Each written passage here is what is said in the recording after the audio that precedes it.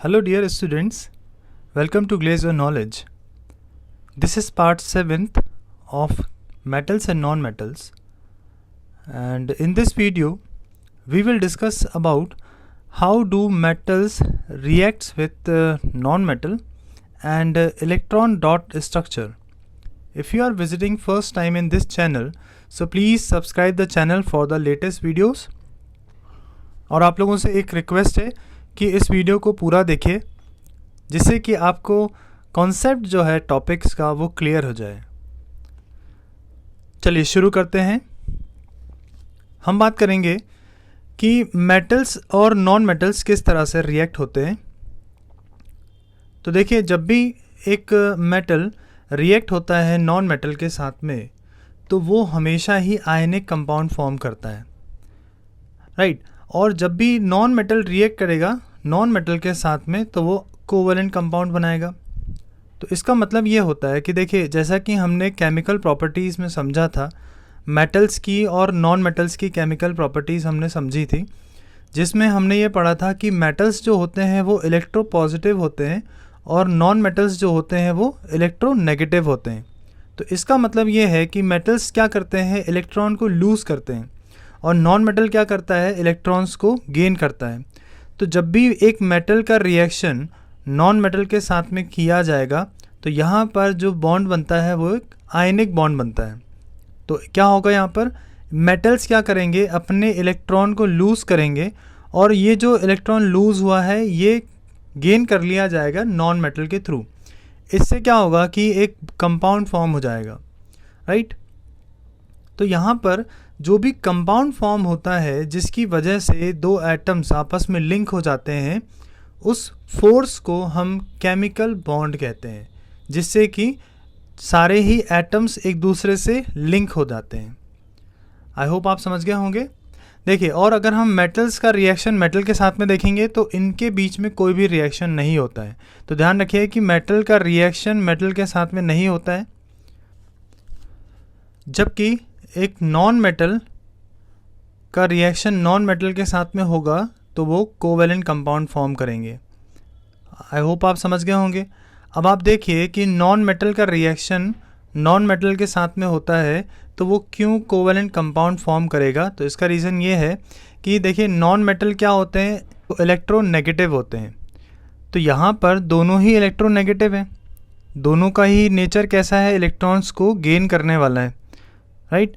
तो यहाँ पर इनमें जो बॉन्डिंग होगी ये क्या होगी, ये कोवेलेंट बॉन्डिंग होगी। एक्चुअली में क्या होगा कि ये दोनों ही क्या करेंगे, इलेक्ट्रॉन्स की शेयरिंग कर लेंगे। तो उस फोर्स की वजह से दोनों ही नॉन मेटल्स कंबाइन हो जाएंगे, तो उनके बीच में जो बॉन्डिंग होगी वो कोवेलेंट बॉन्डिंग होगी, जिसको हम क्या बोलेंगे, कोवेलेंट कंपाउंड।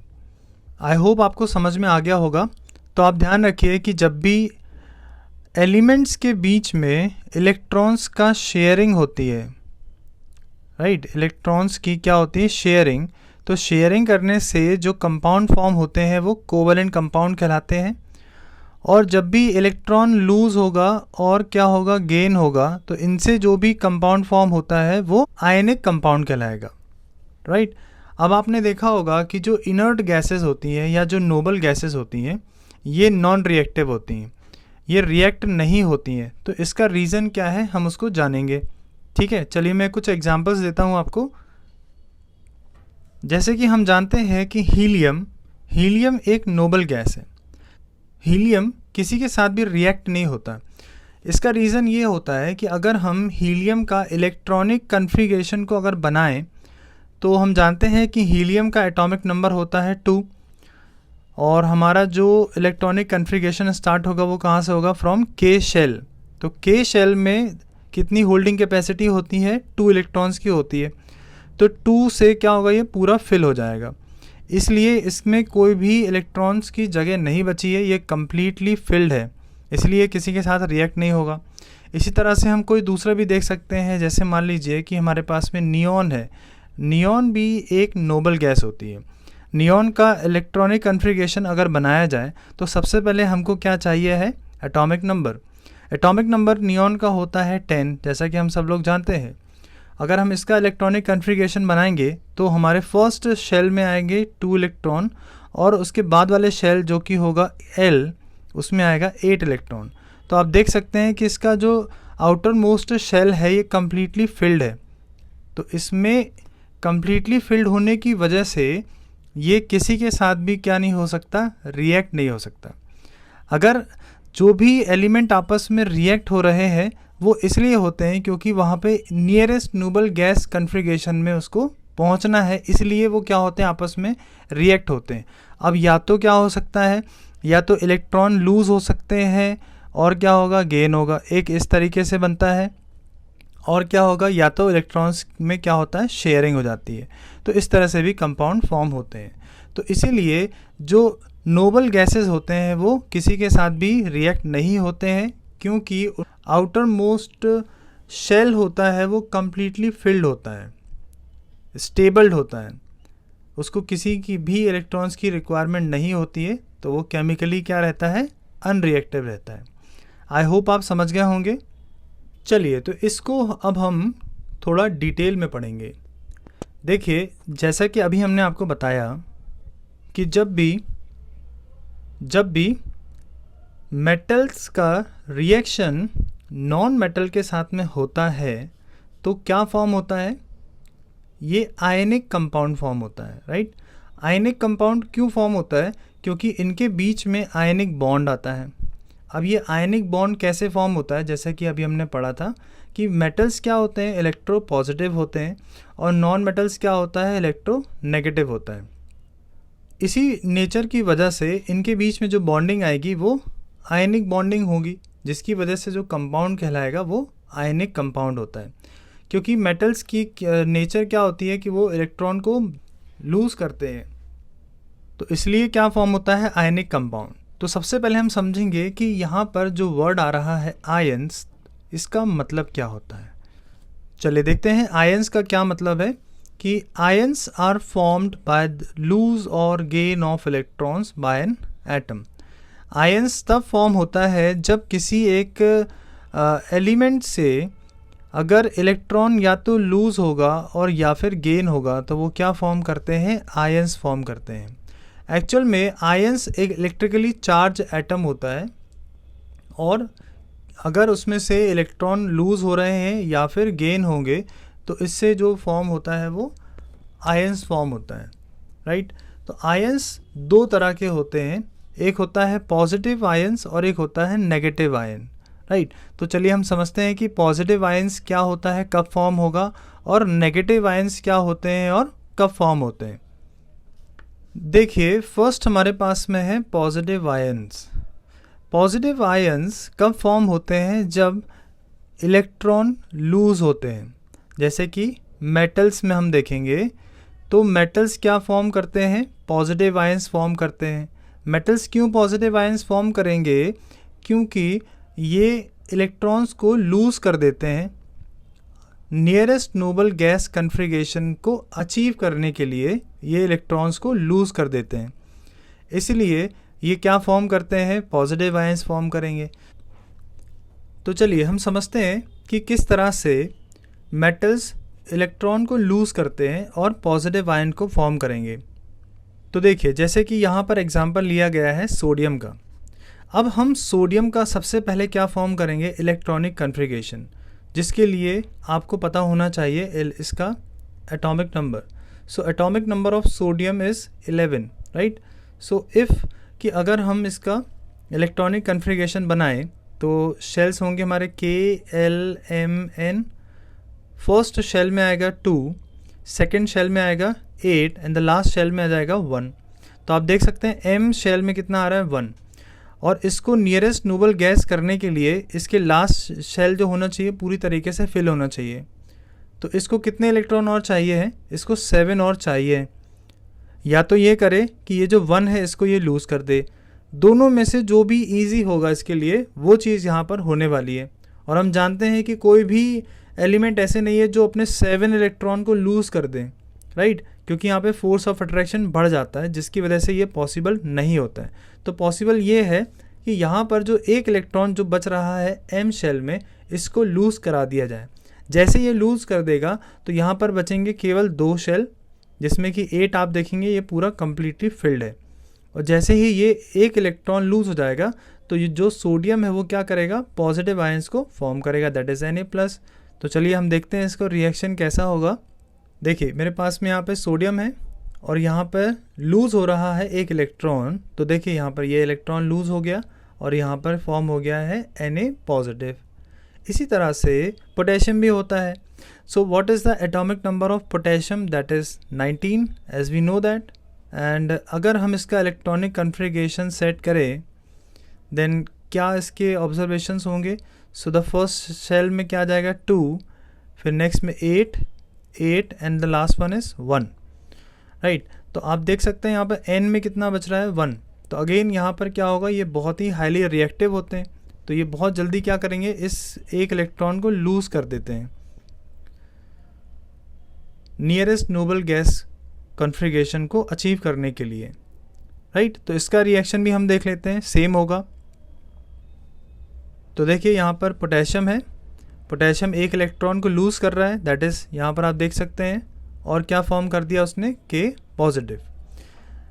तो इस तरह से मेटल्स पॉजिटिव आयंस फॉर्म करते हैं और जिन पॉजिटिव आयंस को ही क्या कहा जाता है, कैटायंस कहा जाता है। ओके, आई होप आप समझ गए होंगे। Now let us move on to the next type of ion, that is negative ions.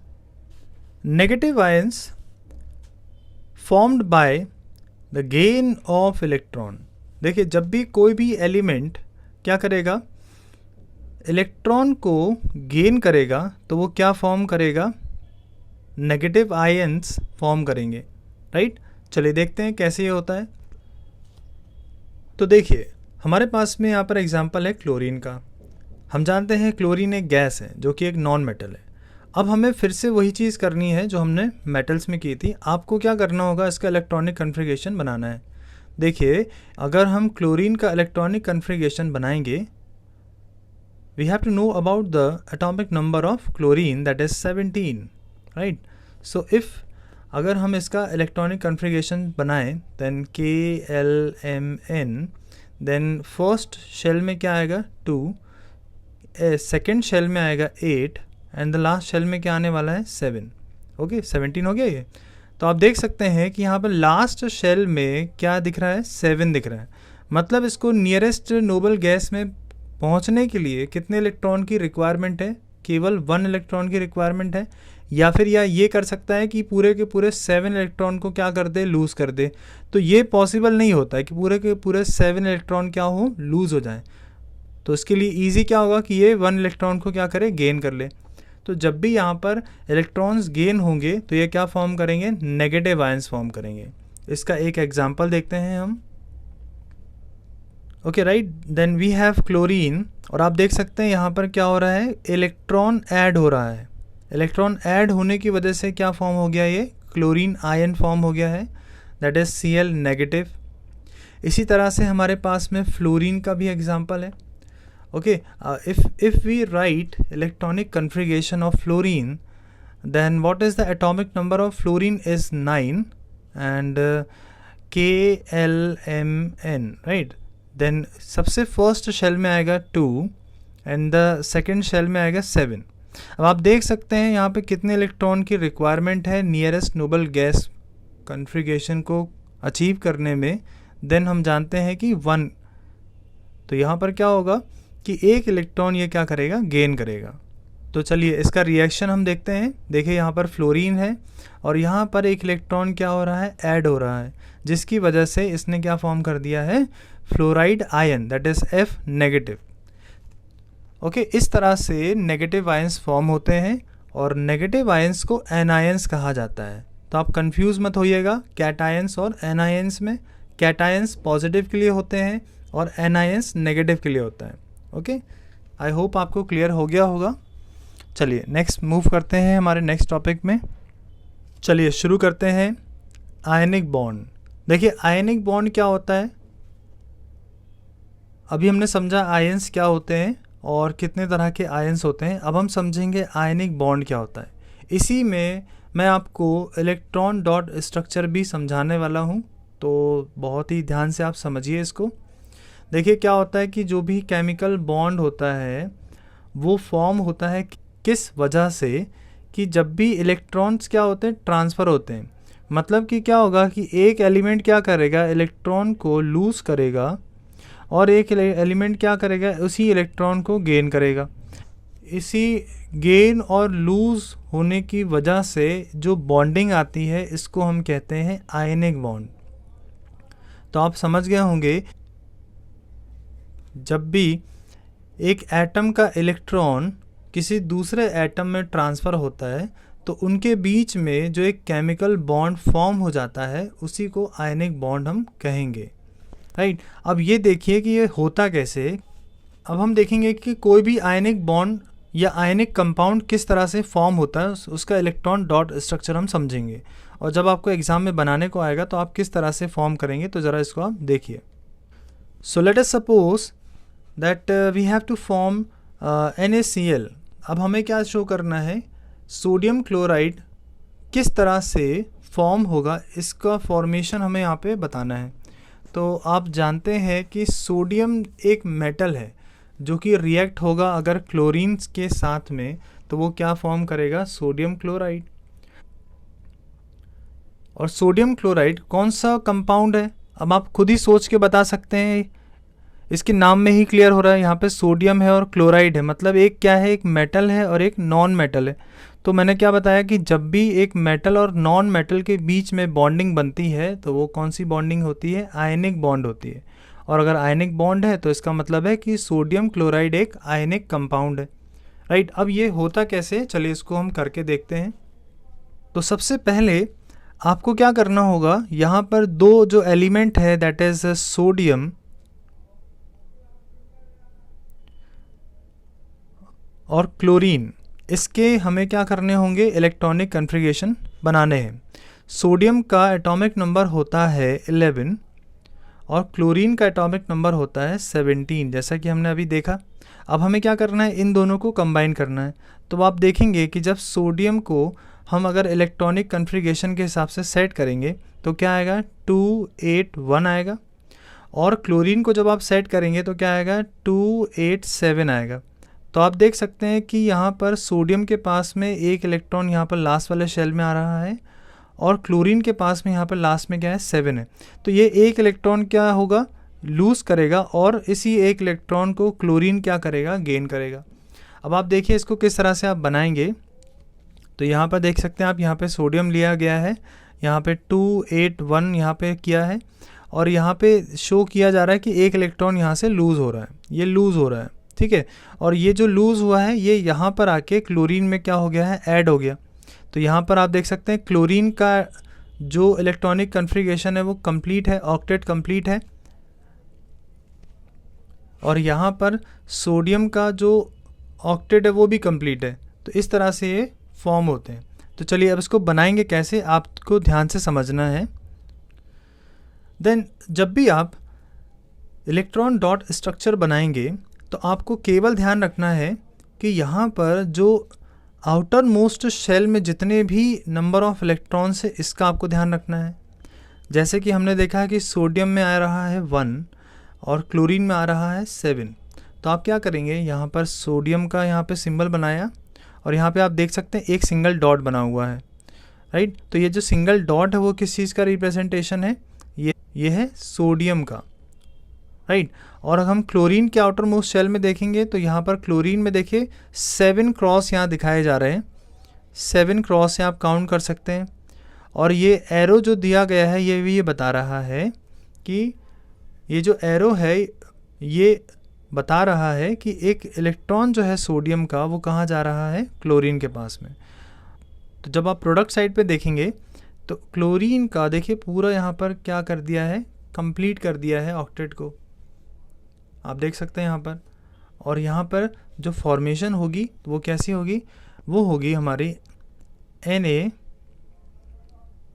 Plus और इस तरह से आप लिखेंगे यहाँ पर Cl और उसके अराउंड आपको पूरे 8 डॉट्स आपको बनाने होंगे। तो यहाँ पे मैंने 2 बना दिए हैं, ये 3 4 5 6 7 और मैंने 8th बनाया है क्रॉस में के फॉर्म में, जो कि ये शो कर रहा है कि जो क्रॉस है वो क्या है, इलेक्ट्रॉन को गेन किया गया है। तो यहाँ पे आ जाएगा इस तरह का ब्रैकेट और यहाँ नेगेटिव का साइन आपको देना होगा। तो ये आपको यहाँ पे ऐसा बनाना होगा। इसी को कहते हैं इलेक्ट्रॉन डॉट स्ट्रक्चर। तो आपने देख लिया किस तरह से आयनिक बॉन्ड फॉर्म होते हैं। चलिए हम एक और एग्जांपल लेके देख सकते हैं। तो यहाँ पर हमें अब बनाना है कैल्शियम क्लोराइड। तो चलिए देखते हैं इसको किस तरह से फॉर्म किया जाएगा। तो अगेन आपको पहले क्या करना होगा, कैल्शियम और क्लोराइड है मतलब क्या है, क्लोरीन है। तो कैल्शियम का एटॉमिक नंबर आपको पता होना चाहिए, दैट इज़ 20, एंड क्लोरीन का क्या होता है 17, जैसा कि अभी हमने देखा, राइट। देन आपको क्या करना होगा, इन दोनों के इलेक्ट्रॉनिक कन्फिगरेशन आपको सेट करने होंगे। दैट इज़ अगर हम कैल्शियम का सेट करेंगे तो क्या होगा, KLMN 20 होगा, तो यहाँ पर आएगा 2 8 8 एंड लास्ट में क्या बचेगा यहाँ पर 2, राइट। आई होप आप समझ गए होंगे। तो देखिए यहाँ पर कैल्शियम के आउटर मोस्ट शेल में कितने नंबर ऑफ इलेक्ट्रॉन्स हैं, 2 इलेक्ट्रॉन हैं, ओके। अब हम सेट करेंगे क्लोरीन का। तो क्लोरीन का जब आप सेट करेंगे तो क्या होगा, KLMN, देन क्लोरीन में आएगा 2 8 7, ओके।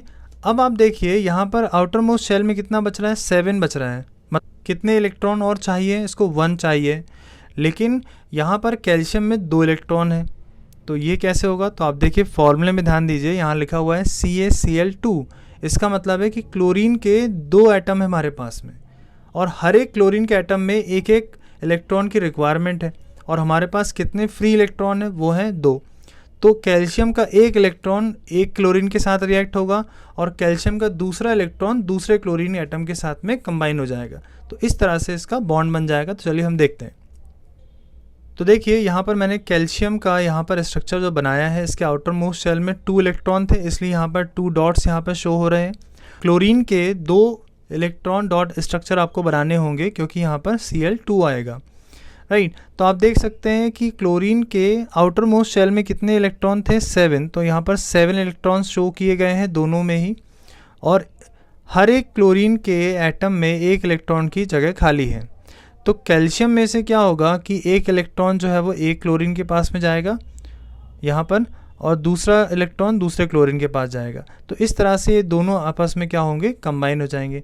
तो यहाँ पे देखते हैं रिएक्टेंट साइड पे क्या फॉर्म होगा।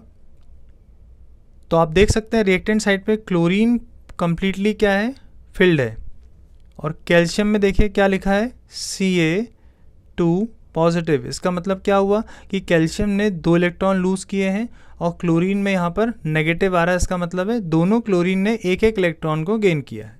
तो इस तरह से आयनिक कंपाउंड फॉर्म होते हैं। आई होप आपको अच्छी तरह से क्लियर हो गया होगा। आप इसकी और प्रैक्टिस कर सकते हैं, और भी कोई भी आप एग्जाम्पल ले सकते हैं, ओके। तो जब आपको एग्ज़ाम में बनाने के लिए आएगा तो आपको ये पूरी प्रोसेस यहाँ पर शो करके दिखाना होगा। Okay students, now we will discuss about properties of ionic compounds. हमने अभी समझ लिया है आयनिक कंपाउंड्स के बारे में, आयनिक बॉन्ड के बारे में, कि आयनिक बॉन्ड किस तरह से फॉर्म होते हैं, आयंस किस तरह से फॉर्म होते हैं। तो चलिए अब हम इनकी प्रॉपर्टीज़ को डिस्कस करते हैं। सबसे फर्स्ट में हमारे पास जो प्रॉपर्टी है that is ionic compounds are solid. देखिए आयनिक कंपाउंड्स क्या होते हैं, जब भी आप देखेंगे कोई भी आयनिक कंपाउंड को, तो वो कौन से स्टेट में आपको देखने को मिलेगा, सॉलिड के स्टेट में होता है।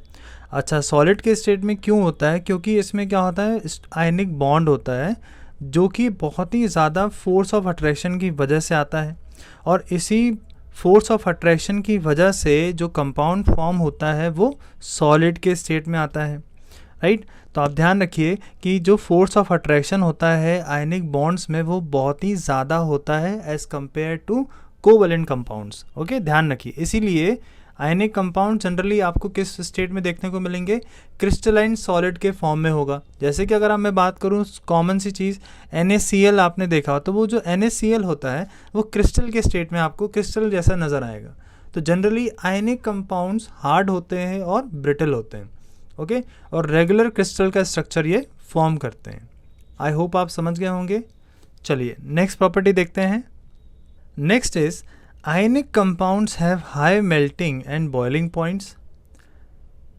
आयनिक कंपाउंड्स के मेल्टिंग पॉइंट और बॉइलिंग पॉइंट बहुत ही ज़्यादा रहते हैं। बहुत ही हाई रहते हैं।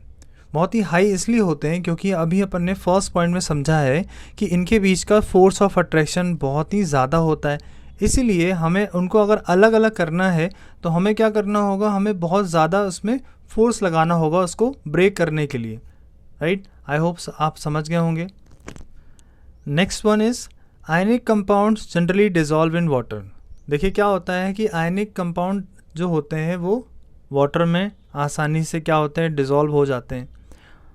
Okay, next is ionic compound are generally insoluble in organic solvent. ये ध्यान रखिए कि जो ऑर्गेनिक सॉल्वेंट्स होते हैं इसमें आयनिक कंपाउंड्स इनसॉल्युबल रहता है। जैसे सपोज मान लीजिए अगर आप केरोसिन में इसको डिज़ोल्व करके देख रहे हो या पेट्रोल में इसको डिज़ोल्व करोगे तो ये नहीं होगा, जबकि अगर आप इसी चीज़ को अगर वाटर में डिज़ोल्व करोगे तो ये बड़े आसानी से क्या होगा, डिज़ोल्व हो जाएगा। The next property is ionic compounds do not conduct electricity in solid state. ये देखिए बड़े काम की चीज़ यहाँ बताई जा रही है कि जब भी आप किसी भी आयनिक कंपाउंड को सॉलिड के स्टेट में अगर हम इलेक्ट्रिसिटी पास कराना चाहें तो ये पास नहीं होने देगा। बिकॉज कि अगर कोई भी आयनिक कंपाउंड सॉलिड के स्टेट में है तो उसके आयंस फ्री नहीं है जो कि क्या कर सके, इलेक्ट्रिसिटी को पास करा सके, ट्रांसफ़र करा सके। ओके, तो ध्यान रखिएगा कि आयनिक कंपाउंड इलेक्ट्रिसिटी कंडक्ट तो करते हैं पर किस फॉर्म में होना चाहिए, जब तक वो मेल्टेड स्टेट में नहीं होगा या डिज़ोल्व्ड फॉर्म में नहीं होगा तब तक उसमें से इलेक्ट्रिसिटी पास नहीं हो सकती। क्योंकि जैसे सपोज मान लीजिए कि NaCl मैंने लिया हुआ है, तो NaCl जो है अभी ये आयनिक कंपाउंड तो है पर इसके आयंस अभी फ्री नहीं है। अगर आप एक कंटेनर ले लें और एक कंटेनर में केवल NaCl को डाल दें और आप चाहें कि इससे क्या हो सके, इलेक्ट्रिसिटी पास हो जाए, तो ऐसा नहीं होगा। आपको क्या करना होगा, इस NaCl में वाटर ऐड करना होगा आपको। वाटर ऐड करने से क्या होगा, इसके जो आयंस होंगे ये फ्री हो जाएंगे मूव करने के लिए, जिसकी वजह से इलेक्ट्रिसिटी इसमें कंडक्ट हो सकती है। तो आप ध्यान रखिएगा कि आयनिक कंपाउंड केवल एक ही कंडीशन में इलेक्ट्रिसिटी कंडक्ट करेंगे, जब वो मॉल्टन स्टेट में होगा या फिर डिज़ोल्व्ड फॉर्म में होगा, तभी ये चीज़ पॉसिबल है। आई होप आप समझ गए होंगे सारी चीज़ें। तो हमने देख लिया है कि क्या होते हैं आयनिक कंपाउंड्स और उनकी क्या होती हैं प्रॉपर्टीज़। चलिए इस वीडियो में इतना ही है, मिलते हैं नेक्स्ट वीडियो में। और अगर आपको वीडियो पसंद आया तो इसको लाइक करिए, शेयर करिए और चैनल को ज़रूर सब्सक्राइब करिए। Thank you so much.